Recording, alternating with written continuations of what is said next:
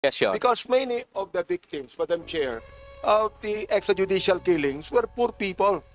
They Yes, Your cannot even afford to hire lawyers. Oo. That's the reason why kakaunti lang ang lumalabas eh. Kakaunti lang lumalabas ng mga biktima ng extrajudicial. Number one, natatakot po sila. The public who are in need of legal assistance. Para bang ganito yung kanilang challenge?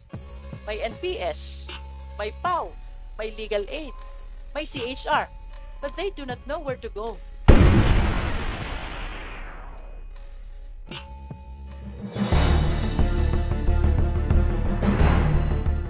And now the chair recognizes Representative Bienvenido Abante Jr. Maraming salamat, Madam Chair. Ironically, the Commission on Human Rights is a victim of human rights violation. The demands are great, but the funding is small. Diba? Thing is, nakita ko yung Republic Act na binanggit nyo, Madam Chair. Chairman. 12 to eh. Binanggit mo eh. Napakaraming Republic Act na kayo mismo ang binigyan ng mandate, no? Pero napakaliit ng budget na ibinigay sa inyo. Meron ba kayong confidential fund? Meron po. Pero nabanggit kanina, maliit lang po siya. But, yes. Meron po. Ba, dapat laki-lakihan yan. Kayo nangangailangan yan eh. Hindi naman kailangan ng DepEd ng confidential fund nung panahon ng Vice President. Hindi naman kailangan yan eh. Ang mas kailangan ng Commission on Human Rights ang confidential fund. They need that, no? Sapagkat maraming mga batas dito, yung binanggit ni Congressman Del Jocto, yung binanggit ni Congressman Tino, napakarami ng gawain ng Commission on Human Rights, Madam Chair, pero hindi na ayon sa budget na binigay po sa kanila. Now, sino po ang nagbigay ng proposal ng budget ninyo na 2,190,000,000? Kayo po ba yon? Kami po, sa amin po Kayo. galing ang proposal. Binawasan kayo ng DBM. Yes, Your Honor. Okay, so therefore yung 2026 step nakalagay 1.297 billion. Yes, Your Honor. Yan ang ginawa ng DBM sa inyo. Yes, Your Honor. Akala ko ba may passing grade kayo sa DBM? Maganda yung passing grade nyo. Yes, Your Honor. Well, dapat dagdagan nila. Alam nyo, Madam Chair, ang dapat sisihin dito ang DBM eh. Totoo lang. Oo. Pag sinalang ang DBM dito, magtatanong din ako. Kasi Luca, binigyan kayo ng passing grade ng DBM. Maganda yung ginagawa ninyo. Pagkatapos 2.190 billion lang ang budget na inyong proposal. Babawasan pa. Oo. Kaya dapat talaga ang sisihin dyan yung DBM. Now, ang pinaka-number one yung kailangan yung expansion of the financial aid program, di ba? Oo.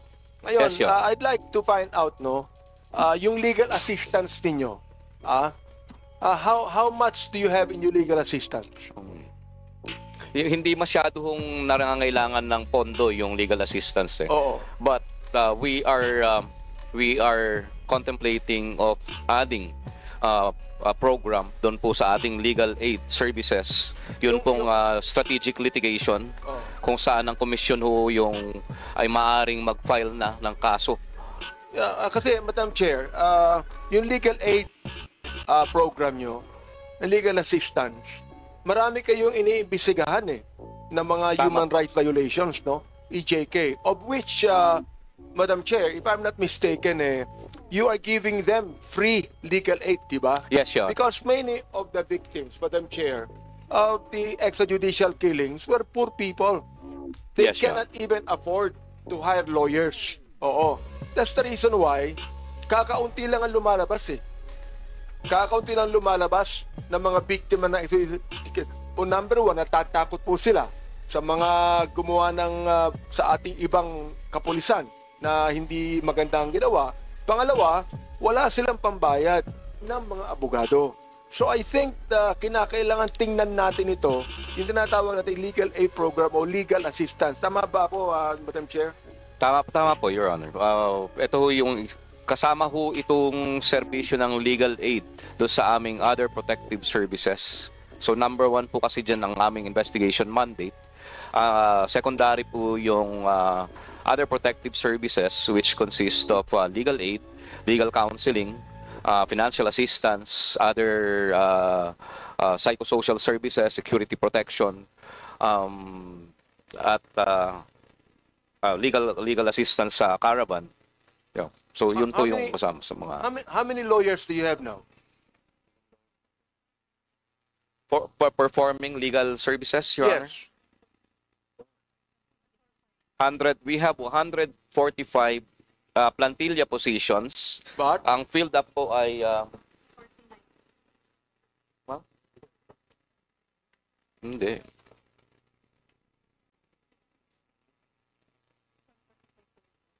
Lawyers. So for ang filled up po ay sa central office ay 43. Sa region po ay 83. At please note po na hindi ho lahat ng lawyers are doing legal aid services. Dahil meron ho tayong party ho dito sa 83 sa regional office yung ating pong mga regional directors na mga lawyers din, but they are in charge of managing the affairs of the regional office. So bawas na po yun. so I mean, how many, Madam Chair, how many are actually involved in your free legal aid program among the human rights violations? How many lawyers? Kasi lahat ng lawyers kailangan.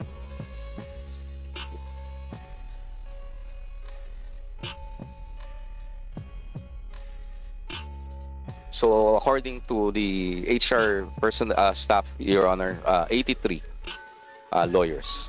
And So they are- sumasama rin pala yung regional directors in doing legal assistance. And Madam Chair, they're not even given, they're not even being given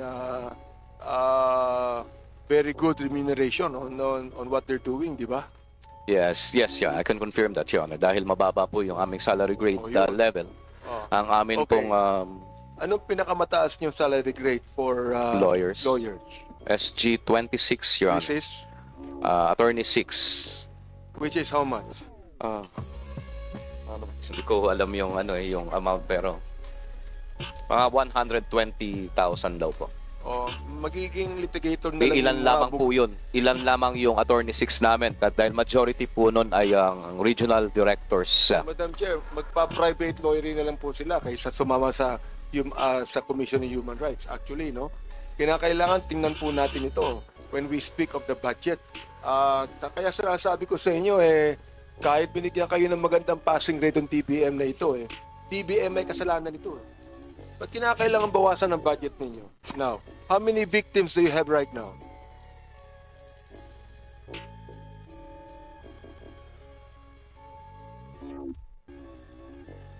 Okay. So, ito. Ito, di ba?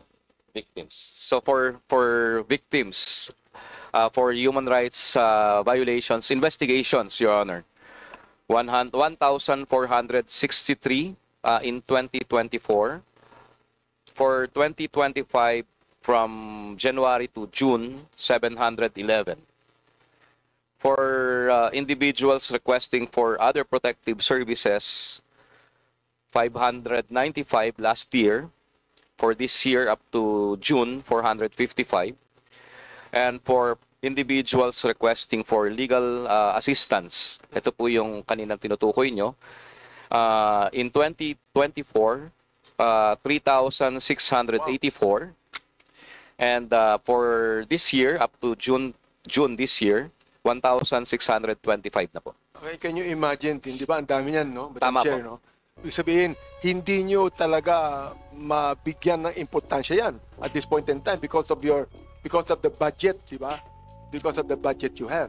Kaya nga kanina, Madam Chair, sinasabi po ni Congressman Diokno, the delay is not only because of the victims but because of the budget you have.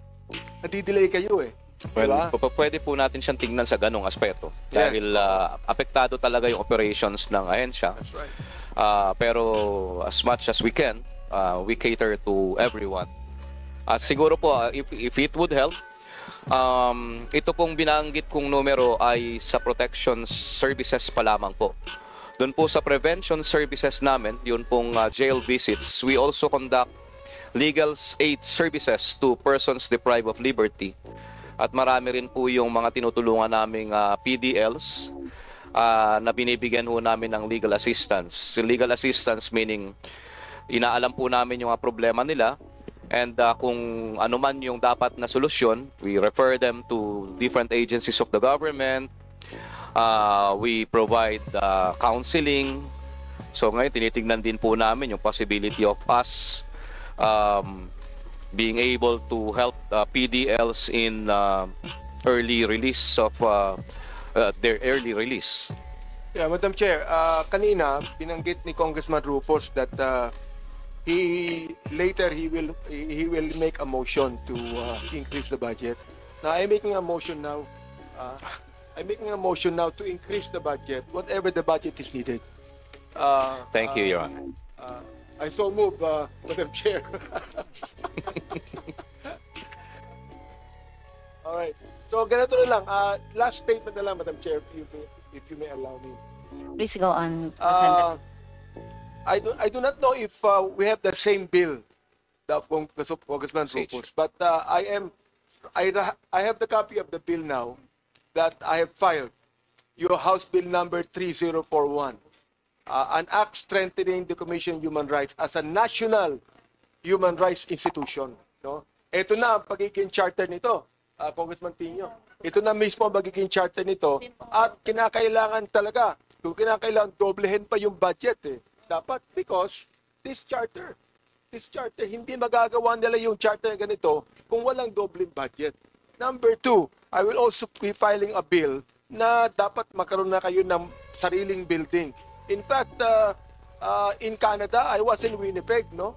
In Winnipeg, meron po silang, Madam Chair, doon na isang human rights museum. Museum, yes, Your Honor. Human Rights Museum, and that is now my wish and my desire, that magkaroon tayo ng Human Rights Museum dito, not only to be able to, yung isang presidente ang ating tingnan nito, lahat po, mula nung panahon ni Aguinaldo hanggang ngayon, tinan po natin yung mga human rights violation. Yun lamang po, Madam Chair, maraming salamat. If I may, Your Honor, Okay, Madam please Chair, go on. we would like to express our gratitude to Congressman Abante. He has been championing our charter in the 19th Congress, and as he informed us today, he again filed the bill. He again filed the bill strengthening the Commission on Human Rights. So we appreciate Congressman Abante's support to the Commission on Human Rights. Maraming salamat po on behalf of all the officials and employees of the Commission on Human Rights. The chair now recognizes Representative Jervy Luistro. Thank you, Madam Chair. Good afternoon to all our esteemed colleagues and of course to CHR. Magandang hapon po. I used to handle pro bono cases. When I became a member of the House, the demand for free legal assistance even increased. Mas lapitin pala kapag public official na kesa sa being a lawyer who accept pro bono cases. Sometimes I feel lost. Saan ko ba dadalhin itong mga litigants na ito? Considering our absolute prohibition to engage in the practice of law. So my question for CHR, paano po ba natin i-draw ang line between NPS /POW/IBP legal aid vis-a-vis the Commission on Human Rights? In terms of legal aid services po, legal aid. So I think we have to understand the mandate of the Commission on Human Rights. So kung babalikan po natin yung ating saligang batas, ang mandato po natin is to investigate violations of civil and political rights. Tapos po yung pangalawa ay to provide protection,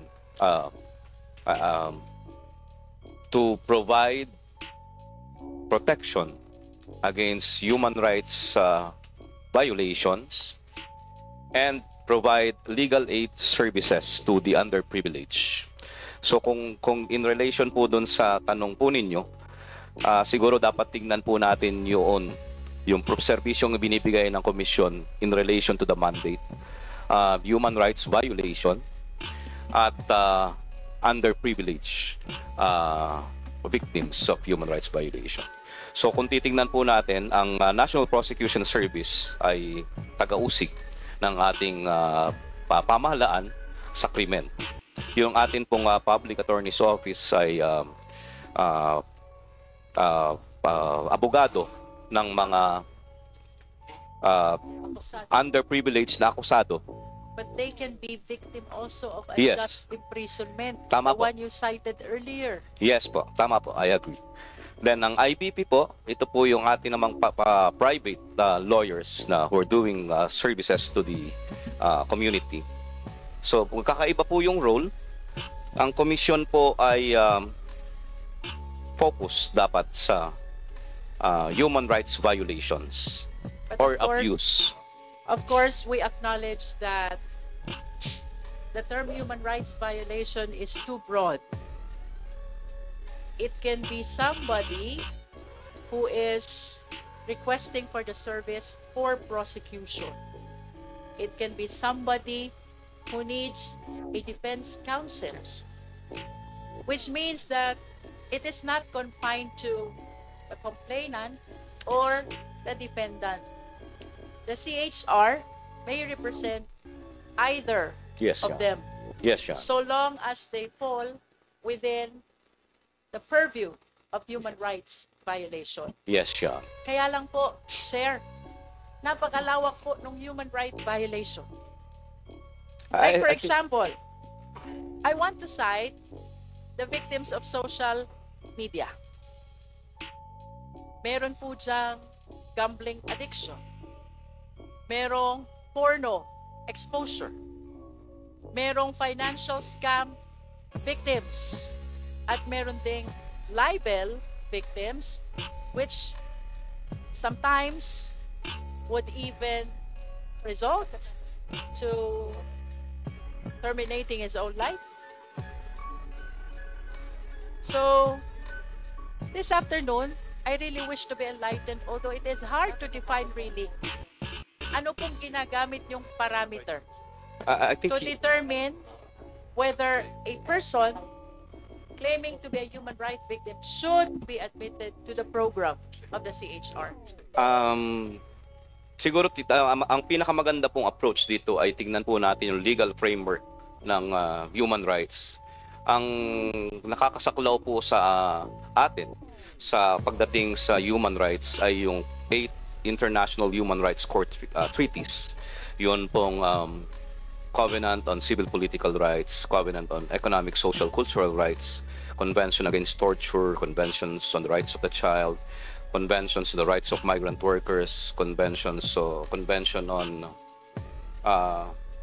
Persons with Disabilities, Convention on the Elimination of Discrimination Against Women, and hindi, wala pa. Racial Convention on Racial Madam Discrimination. Chair, Mr. Tutuloy ko Chair, lang po, ma'am. Your sorry Honor. to interrupt. Yes, Your Honor. I heard about child abuse. Yes, Your Honor. Of course, they can approach also the National Prosecution Service. Yes, Your Honor. At the same time, they can solicit the help of the CHR. Actually, yun po yung gusto kong bigyan ng distinction.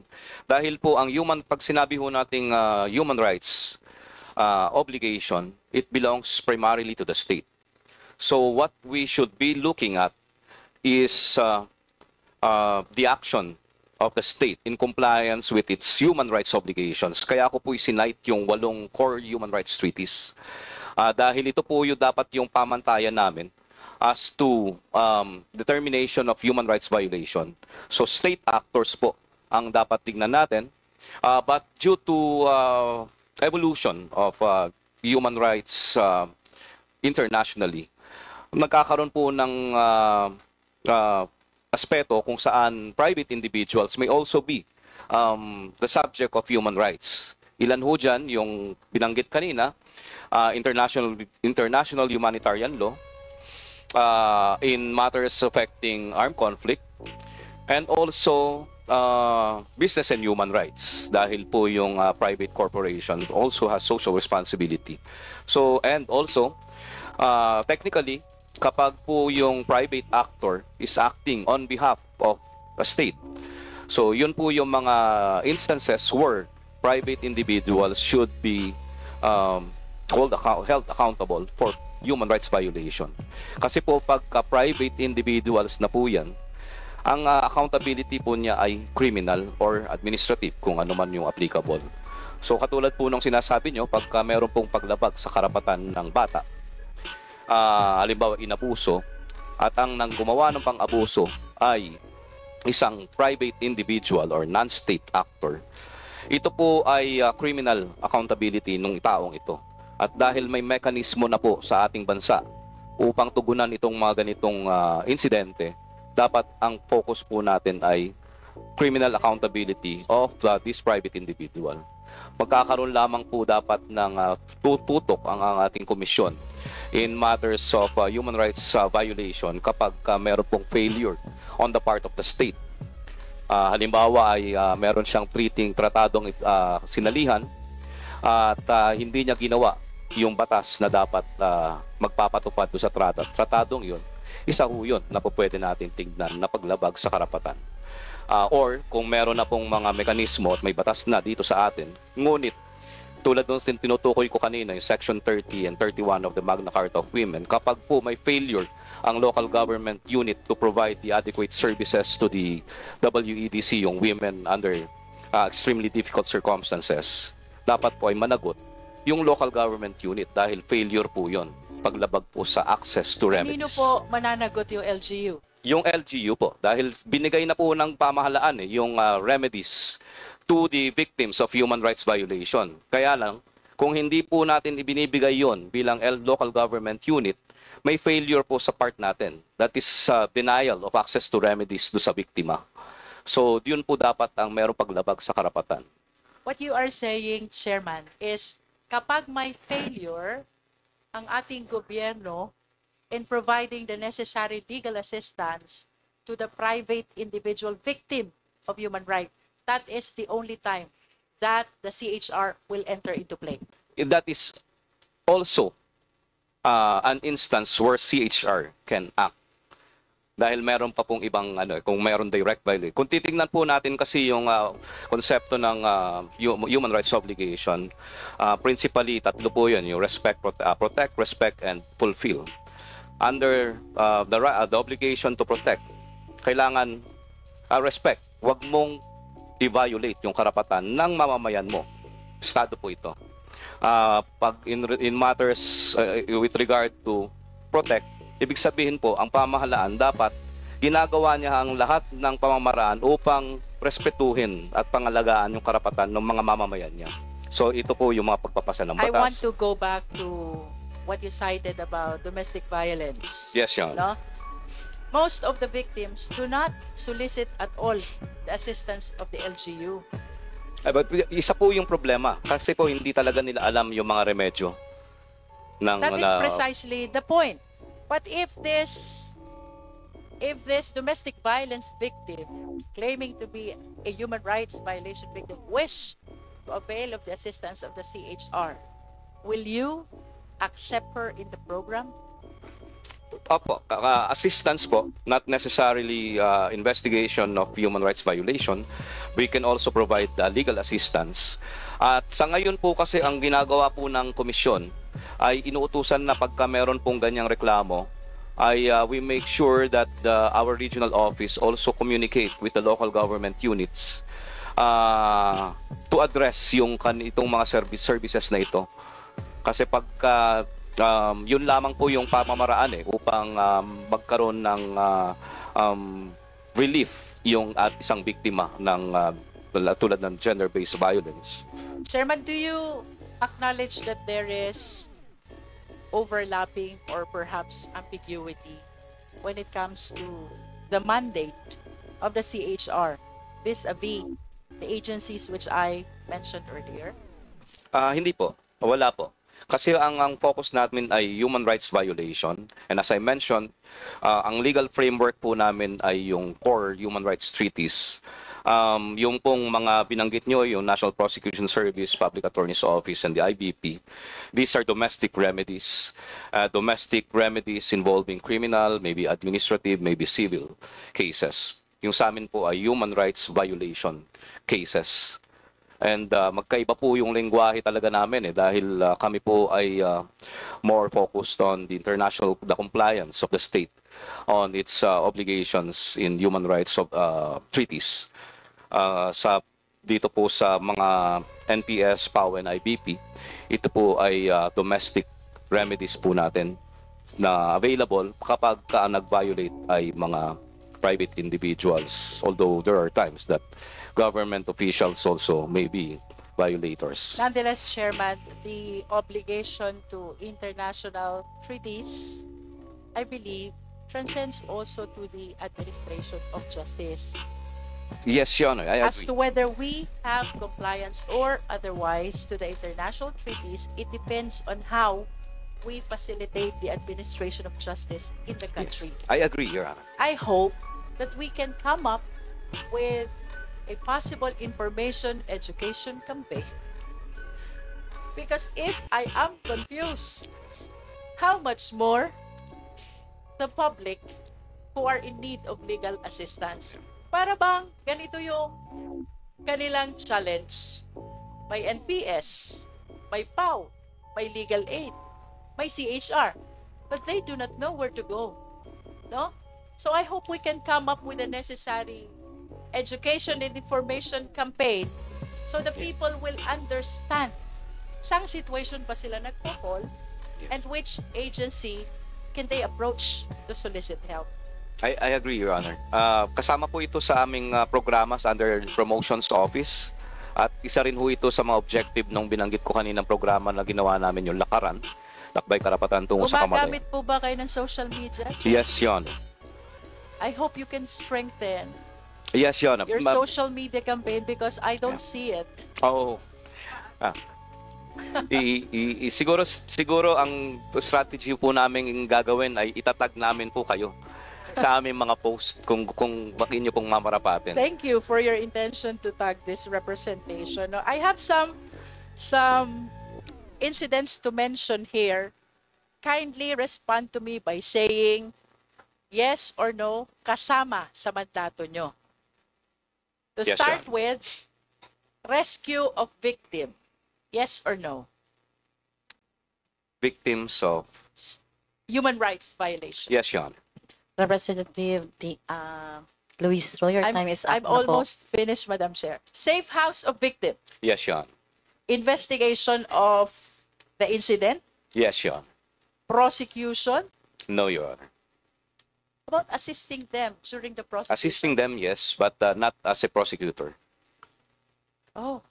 Yes. Even as private prosecutor. Hindi rin kayo pwedeng private No. prosecutor. Trial. Trial, no, but You can assist, but you We can cannot assist, enter yes. appearance. we are not doing it. We are not entering our appearance. But there are cases where we are You are parties allowed. in a petition, but not in trial. See?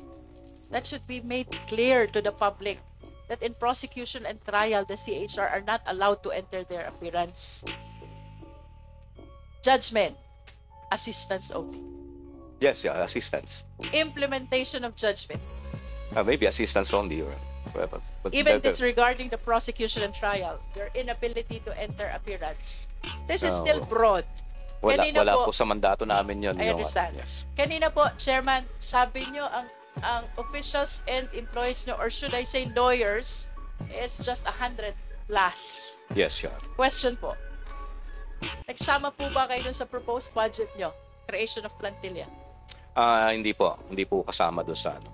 Dahil DBM yung kailangan po namin i-request sa DBM yung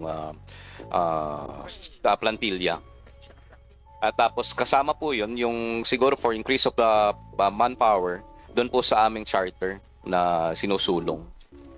Do you have the need to engage additional lawyers? Yes, Definitely. definitely. Yes, definitely. Well, I'm Dahil just po thinking ang you should principal have mandate included po it namin, in your proposed budget. yung kasi po DBM concern po yan, we cannot just request for understand. additional budget, yes. I understand, but there is a proposed budget we submit to the DBM, if I am correct, before they incorporate it in the national expenditure, Kaya lang man po ang which they submit to the Congress. yes, ang basis po kasi ng DBM with regard to PS ay existing plantilla. And ang fill up, ang bibigyan lang talaga nilang pondo in terms of CHR. Kung may filled existing up plantilla lang. na. Yes. So the sa amin creation po, of plantilla has to be, has to pass through the process sa DBM po. and did you initiate Hindi pa po dahil creation of plantilla? hindi pa po dahil isa, for one, we are considering the charter kung sakali pong may pasa. At pangalawa po, we are still conducting a study internally kung ano po talaga yung magandang structure because ang dami na pong nadagdag talagang mandato ng komisyon as mentioned earlier of the specific special laws na binigay sa amin yung mga ibang mandato. So kailangan po naming aralin siya. Hindi lamang po kami po pwedeng umasa na ngayon sa based on the original mandate based on the Constitution dahil ang dami na pong naidagdag na mandato. Clarification lang, Chairman. Kanina may nabanggit po kayong 12,000 backlog. Yes, Your Honor.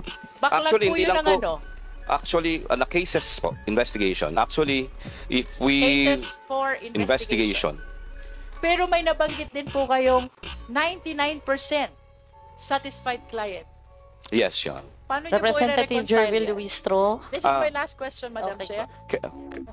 Case kasi po kung titingnan po ninyo yung aming mandato, ang investigation na mandate po namin ay hindi lamang dahil may complainant, dahil we can also conduct motu proprio investigation. Ibig sabihin wala hong complainant. So pwede po siyang i-reconcile kasi hindi naman ho lahat ng kaso namin ay mayroong complainant. Pang isipin yung 99% may complainant.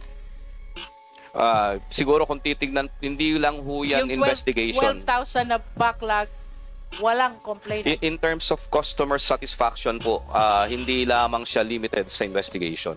We are also measuring our customer satisfaction in terms of other services. So kasama po yung legal aid, jail visitation, etc. Thank you, Chairman. Thank you, Mahirap Madam. po maging last interpolator. Thank you, Madam Chair.